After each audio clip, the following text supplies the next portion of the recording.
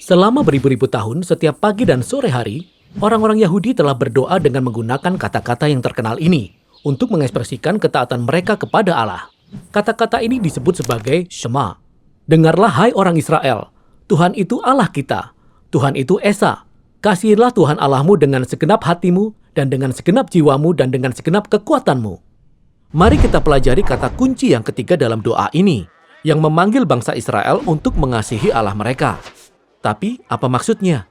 Kasih merupakan suatu kata yang sangat umum dalam kebanyakan bahasa, termasuk dalam bahasa Ibrani kuno, di mana kasih diucapkan sebagai ahava, yang pada dasarnya mengacu pada bentuk kasih sayang atau perhatian yang ditunjukkan oleh seseorang kepada orang lain. Terkadang kata ini menggambarkan kasih sayang secara fisik, seperti kasihnya Raja Persia kepada Ratu Esther. Tetapi ada kata lain dalam bahasa Ibrani yang secara khusus merujuk pada hasrat seksual. Nah, ahavah memiliki arti yang jauh lebih luas. Misalnya, Abraham memiliki ahavah bagi Ishak putranya. Ini adalah kasih dari orang tua. Yonatan menunjukkan ahavah kepada Daud sahabatnya. Ini adalah kasih persaudaraan. Bahkan, sekelompok orang dapat memiliki ahavah bagi pemimpin mereka, seperti ketika orang Israel menunjukkan kasih kepada Daud, raja mereka.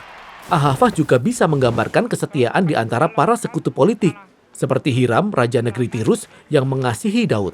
Mereka memiliki hubungan yang baik, sehingga Hiram bersedia membantu Salomo, anak Daud, untuk mendirikan bait Allah. Demikianlah berbagai bentuk kasih yang digambarkan dengan satu kata, ahavah. Nah, semua gambaran ini berguna agar kita dapat memahami ahavah atau kasih Allah dalam perjanjian lama. Dalam kitab Ulangan, Musa berkata kepada orang Israel, Tuhan telah mencurahkan kasih-Nya ke atas kamu dan memilih kamu karena ahavah atau kasih-Nya kepadamu. Jadi Allah tidak mengasihi orang Israel karena mereka layak atau pantas mendapatkan kasih-Nya, tetapi semata-mata karena sifat Allah. Allah mengasihi karena Ia Maha Kasih. Itulah sebabnya Yeremia berkata bahwa kasih Allah itu kekal. Kasih-Nya tak pernah berkesudahan karena Ia juga tak memiliki permulaan. Kasih Allah itu semata-mata merupakan kekekalan di alam semesta. Kasih Allah bukanlah suatu kewajiban, melainkan perasaan dan kasih sayang yang tulus yang Allah rasakan. Itulah sebabnya mengapa Nabi Hosea membandingkan kasih Allah kepada umatnya dengan ahavah atau kasih seorang suami kepada istrinya, atau dengan ahavah yang ditunjukkan orang tua kepada anaknya. Inilah satu perasaan yang paling kuat yang Allah rasakan. Tetapi ini bukan berarti kasih Allah hanyalah berupa suatu perasaan. Kasih Allah juga merupakan suatu tindakan yang Allah tetapkan untuk Ia lakukan. Seperti ketika Musa berkata, karena ahavah atau kasih Tuhan kepada nenek moyangmu, maka Ia telah membawa engkau keluar dari Mesir dengan kekuatannya yang besar. Kasih Allah bukanlah sekedar perasaan, tetapi juga sesuatu yang Allah lakukan. Itulah sebabnya di dalam Shema, bangsa Israel dipanggil untuk membalas ahavah atau kasih Allah dengan menunjukkan ahavah atau kasih mereka. Dan sama seperti kasih Allah, kasih manusia juga semestinya ditunjukkan melalui tindakan. Seperti dalam kitab Ulangan pasal 10.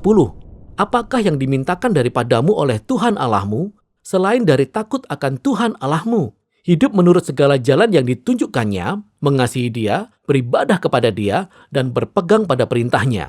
Semua tindakan ini berpusat pada mengasihi. Jika kita tidak melakukan semua ini, artinya kita tidak benar-benar mengasihi Allah. Kita hanya mengatakan kita mengasihi Dia. Dari sini kita menuju kepada hal yang terakhir.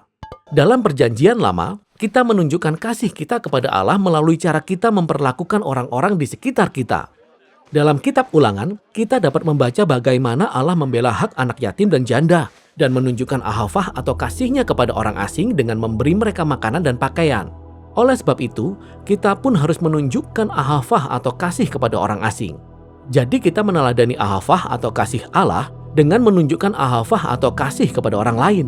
Inilah yang mendasari ayat yang terkenal, hendaklah engkau ahavah atau mengasihi sesamamu manusia seperti dirimu sendiri. Dan pada akhirnya, semua ini berakar pada kasih atau ahavah yang kekal milik Allah. Seperti yang kita baca dalam kitab 1 Yohanes dalam perjanjian baru. Kita mengasihi karena Allah lebih dahulu mengasihi kita. Demikianlah arti dari kata Ibrani, ahava.